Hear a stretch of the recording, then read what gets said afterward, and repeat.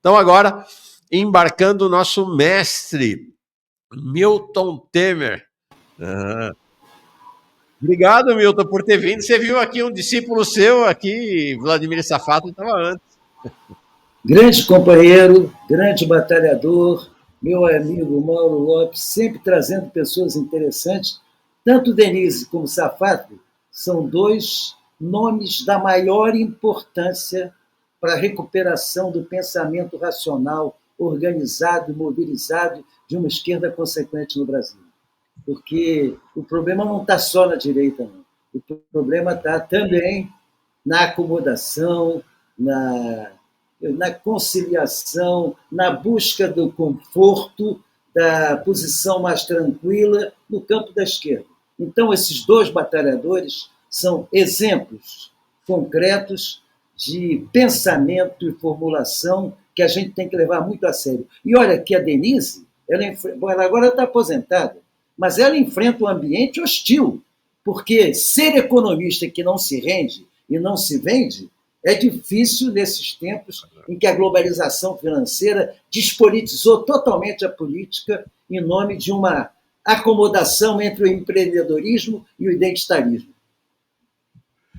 Muito legal, muito legal. Senhor, vou começar pelo fim, que é esse projeto, ao mesmo tempo desabafo do Safatli, do Vladimir Safatli, quando eu perguntei para ele, e aí, 2026? Ele falou, não vou ficar num barco que vai afundar, que está afundando, está na hora de ter um projeto de esquerda autônomo em relação a esse campo progressista, lulista, petista, como quer que seja aí, da maioria do PSOL. Como é que você vê esse cenário à frente, antes da gente conversar sobre o Diretório Nacional do PSOL?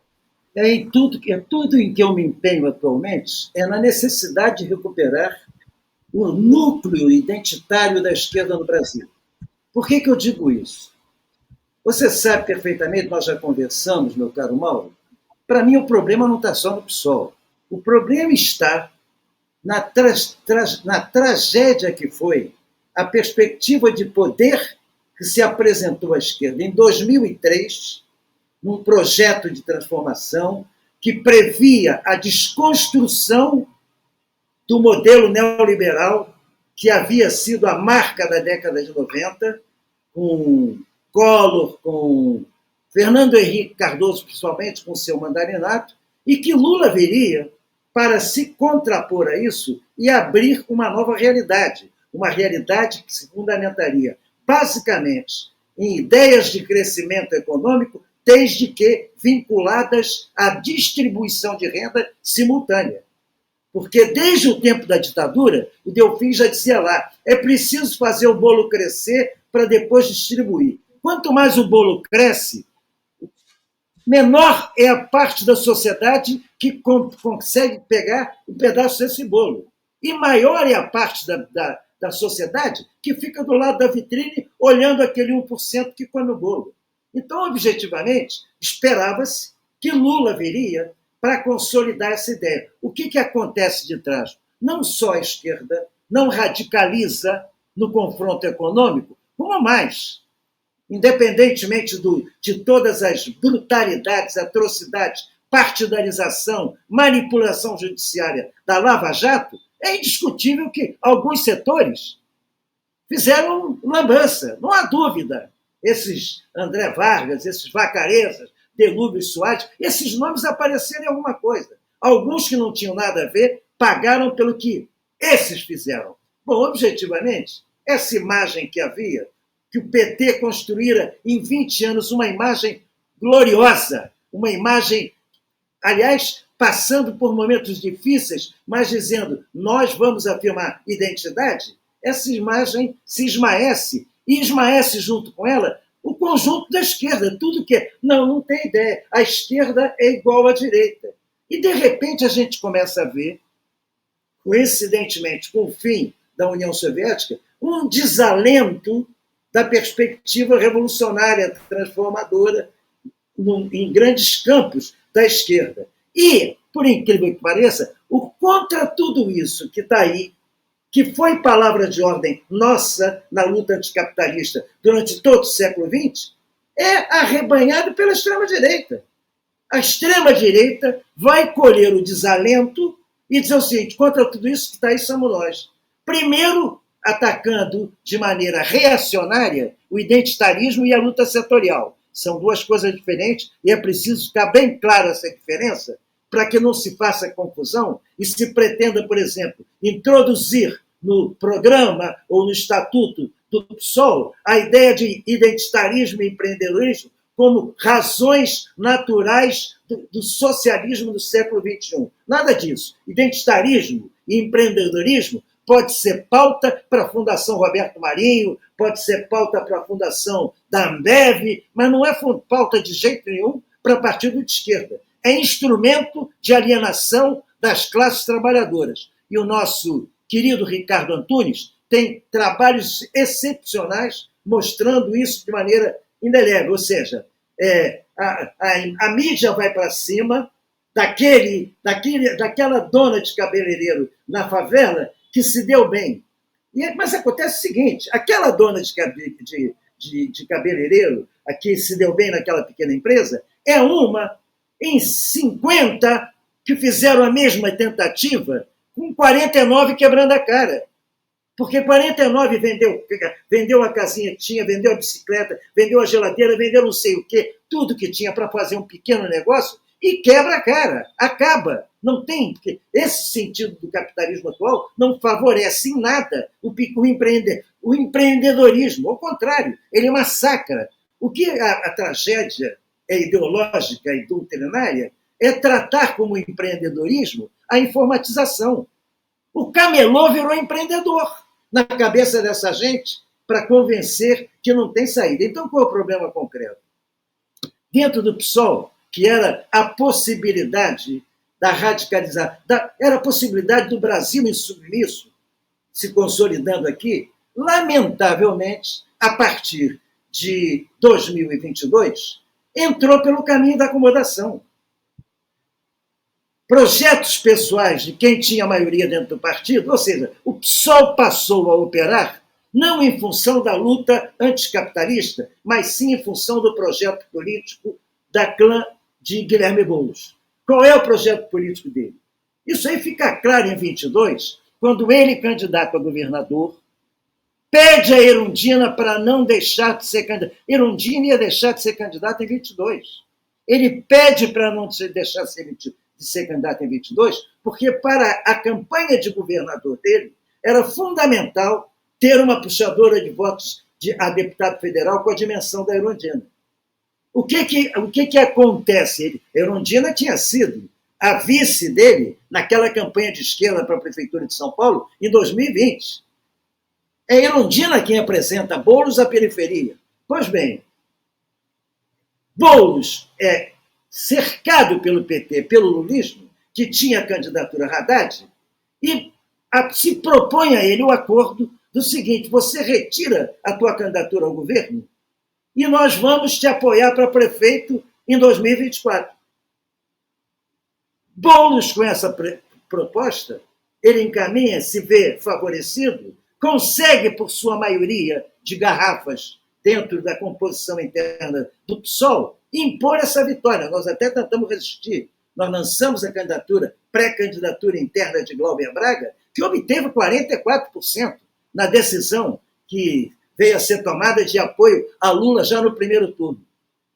E Erundina vem a saber que Boulos não é candidato mais a governador, e sim a deputado federal, pela imprensa. Então, objetivamente, o partido passa a caminhar em função daquilo que interessava a candidatura de Boulos em 2024. Isso representava o quê? Não incomodar de forma nenhuma aquilo que o PT e Lula propusessem. Tudo que Lula e o PT propusessem seria aceito, porque essa era a forma de garantir que o acordo não seria rompido em 24.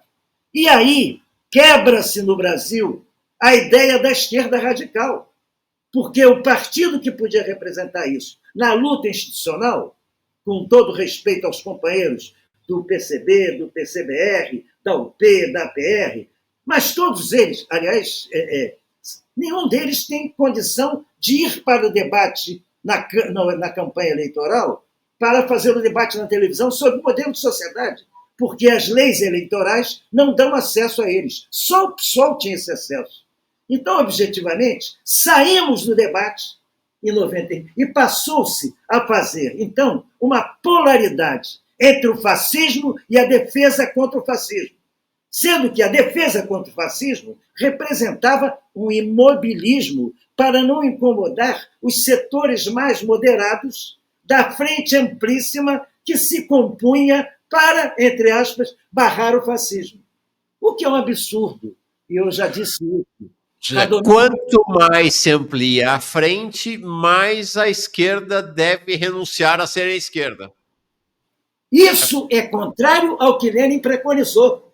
Lenin foi um dos maiores defensores de frente contra o fascismo, enfim, de formar a frente contra o czarismo. Agora, esta frente tinha que ter por eixo para as forças de esquerda algumas delimitações concretas, programáticas e de princípio, sobre as quais a esquerda não podia abrir mão. E aqui no Brasil se abriu mão. Essa é a diferença. A frente ampla passou a ser conduzida por aquilo que era determinado a tranquilizar os setores mais moderados. Então a esquerda passou a ser, com marca de esquerda, uma cópia da direita. Na verdade, o PSDB desaparece porque o governo petista, a proposta petista, passou a ser a proposta tucana. Ou seja, não estamos vivendo ajuste fiscal por acaso. Nós estamos vivendo ajuste fiscal por opção política. E o PSDB está desesperado, o que resta dele, porque o lugar dele foi ocupado pelo lulismo. E como a mídia corporativa canalha trabalha isso? Ela estabelece, ela deixa e só trata como esquerda o Lula e a esquerda. Mesmo que o Lula faça um governo de centro-direita, ele é esquerda. E para isso concorrem os setores moderados hoje, majoritários dentro do PSOL. Os setores majoritários moderados dentro do PT concorrem para isso, porque dão aval a isso, dizem que é por aí o caminho, porque, vamos ter claro, o primeiro movimento no PSOL dos setores majoritários foi apoiar o ajuste fiscal. Foi apoiar. Não é o mal menor, vamos apoiar, é melhor do que o teto de gastos. O ajuste fiscal nada mais é de uma forma petista de fazer o ajuste, de fazer o teto de gastos. Continua sendo. Nada pode passar do limite de 2,5% do PIB, porque o que passar como receita ou crescimento vai para pagamento da dívida dos juros, no qual se locupletam os grandes especuladores do rentismo parasitário. Então, esse combate não está se dando por acaso, está se dando muito em função de uma rendição de setores amplos, como, aliás, aconteceu com a social-democracia em todo o mundo. Onde houve uma esquerda, e você lembrou bem, na conversa com Denise, na conversa com Vladimir Safato, o papel da França submissa. Que é bom lembrar, a França submissa tem uma liderança que concorre à presidência da República defendendo a alternativa socialista. Ele fala nisso, mas talvez seja a única liderança política, inclusive com expressão na esquerda, que é capaz de fazer debates públicos permanentes, defendendo o papel de Robespierre na Revolução Francesa, o mais consequente dos revolucionários, e que a burguesia sufocou de uma tal forma que em Paris não tem um órgão político, não tem uma rua com o nome de Robespierre, uma rua sequer, por ódio da burguesia desde a Revolução Francesa. Esse homem, Mélenchon, consegue estabelecer que a luta contra a extrema-direita não se faz por concessão à direita, porque para aí vira cópia. E a cópia, para votar na cópia, o desesperado ouve o grito contra tudo isso que está aí pela extrema-direita, vota na direita. Milton, deixa eu te colocar uma questão agora. Como é que foi a reunião do Diretório Nacional do PSOL esse fim de semana? Ela teria sido previsível. Houve debate político, porque é uma coisa concreta. Eu vou falar muito francamente. A representação majoritária, a vinda do grupo do Boulos para o PSOL, eu hoje faço a avaliação com a responsabilidade. Sabe quem é o principal responsável da vinda do Boulos para o PSOL? Não. Milton Temer. Você é o culpado? Olha só, eu vou te explicar. Conta. Em 2018, na Diretório Nacional, em 2017, discutindo a candidatura do PSOL para a eleição de 2018. Porque já então estava o perigo do fascismo, da direita e tal, mas o PSOL vinha numa tradição, crescia e se afirmava como protagonista na política nacional, ele se afirmava exatamente pela sua identidade. Concorríamos a todas as presidenciais. Heloísa Helena, Plínio Arruda Sampaio, Luciana Genro, foram campanhas que mobilizaram, não ganharam eleitoralmente, evidentemente era previsível que não ganhasse, mas foram fundamentais na mobilização e no nascimento de uma esquerda na universidade, na juventude de trabalho, enfim, de uma esquerda que cresceu com representações parlamentares importantes. Isso até 18.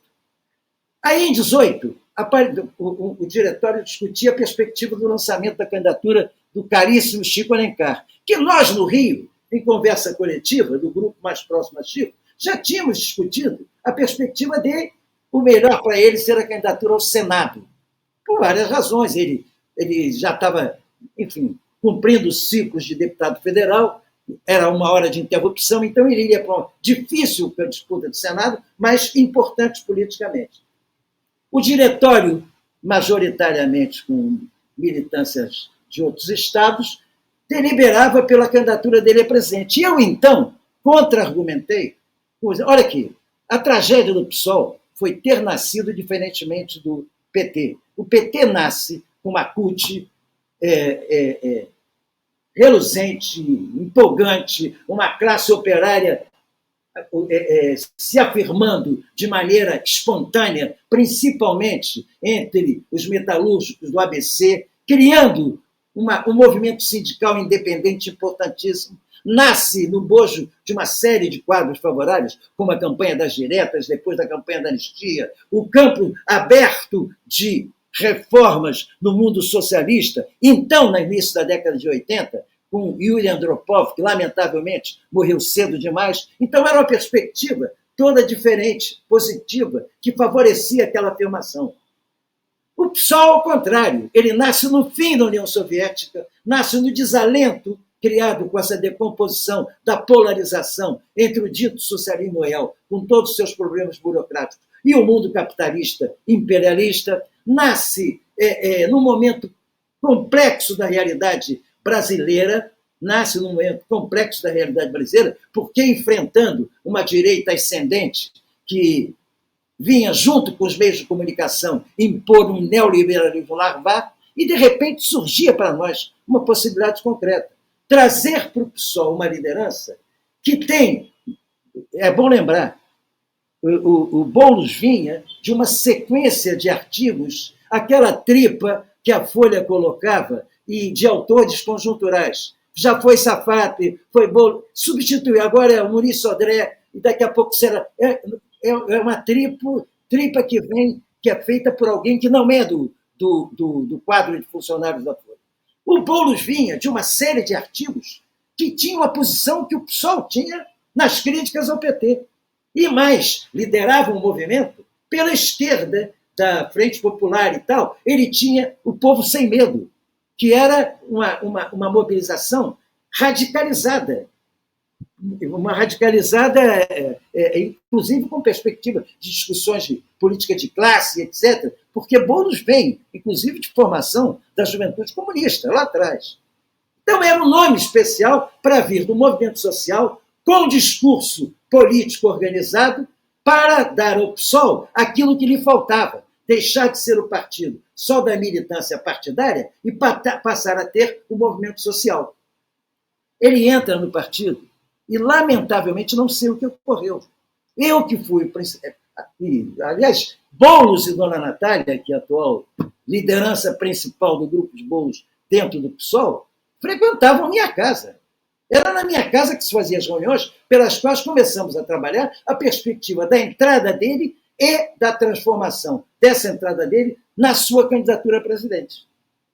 Quando ocorre a sacramentação da candidatura a presidente, começa que o Boulos começa a afirmar que, para fazer essa disputa, era preciso não ter acordos com o campo da esquerda. Espero que ele apareça publicamente para divergir e dizer na minha cara que isso não é verdade.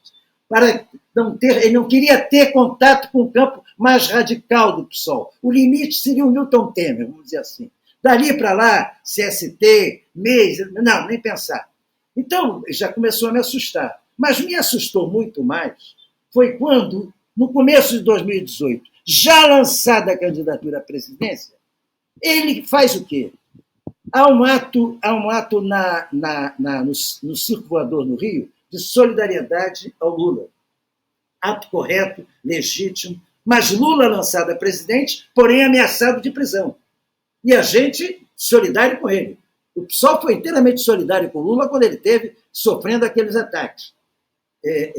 Glauber Braga estava lá no ABC, no palanque com Lula, no dia que Lula disse: não vamos resistir, eu vou cumprir o mandato da prisão. Glauber Braga estava no palanque, solidário com Lula. Bom, nesse quadro, ele vai para o debate e ele começa tratando o Lula para o presidente. Aí eu docemente, Glauber, por favor, você está solidário com o Lula, mas está disputando a presidência com o Lula. Então o Lula é companheiro. Mas você tratar ele de presidente no ato público, você já se coloca em subalternidade.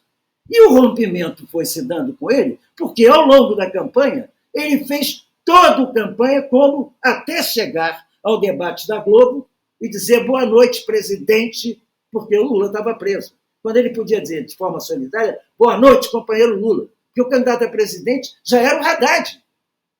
Então, objetivamente, ele começou a fazer um movimento do qual nós nos afastamos quase que totalmente. E esse movimento, em 22, abriu o caminho para 24. Esse movimento, em 20, abriu o caminho para, em 22, ele fazer o acordo pelo qual ele se renunciava à candidatura ao governo para entregar a candidatura a Haddad pelo compromisso de ser apoiado em 24. Quer dizer, a moderação vem a partir da candidatura presidencial. Até então, Boulos era um líder radical de um movimento radical. Então, essa virada, quando eu começo a entender o que aconteceu com Lula. O Lula foi líder do PT 20 anos, chega ao PT, em 2003, chega a carta aos brasileiros, traindo a resolução de 6 meses antes, tomada pelo próprio PT no seu Congresso de Recife, cujo primeiro parágrafo dizia: tarefa de um governo petista é a desconstrução do modelo neoliberal. E o que a gente viu foi a continuidade e aplicação, que só não impôs logo uma recessão de saída, porque coincidiu com um período em que a China era a grande saída de compra para tudo que era bem primário brasileiro, e onde se consolidava ali, inclusive, um início de desindustrialização pesado, que está tendo suas consequências fundamentais na vida que nós vemos hoje, onde já praticamente não existe o chamado chão de fábrica sindicalizado, porque está tudo robotizado ou informatizado e uberizado.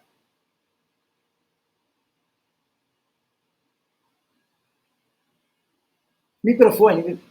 Faço para você, para a gente encerrar, a pergunta que fiz para o Safatli.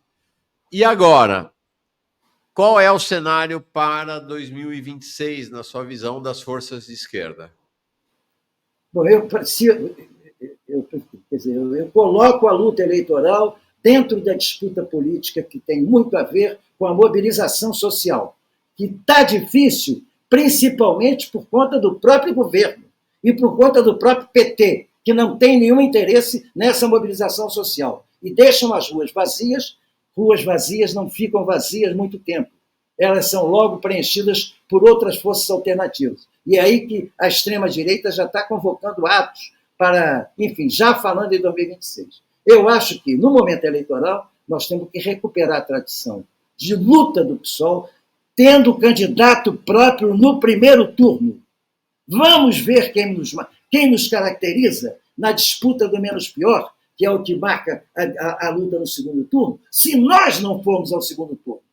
Então, tem que ter candidato do PSOL para que a esquerda, se discutir política de alianças com outra frente, essa frente saiba que as posições para ter o apoio da esquerda tem que aceitar aquilo que é fundamental e reforma estrutural imediata e inadiável, principalmente na área tributária. Eu até lembrei no meu discurso no que fiz no Diretório Nacional com essa história, temos que mudar o programa Socialismo 21, uma balela, isso é uma manobra para meter empreendedorismo e identitarismo no programa do PSOL. Pois bem, eu até disse, eu lembrei aquela turma que, em grande parte, é absolutamente analfabeta política. Está lá como soldadinho pau mandado. Que eu lembrei a eles. Você sabe quais foram as bandeiras da eleição de Robespierre ao terceiro Estado? As bandeiras foram as seguintes: sufrágio universal direto, ensino obrigatório gratuito e imposto progressivo. Ou seja, estão até hoje aí com bandeiras necessárias que ainda não foram suficientemente concretizadas, com as quais a gente tem que dizer, de forma inadiável, sua aplicação, até para atender minimamente os conceitos da Revolução Burguesa, da liberdade, igualdade e fraternidade.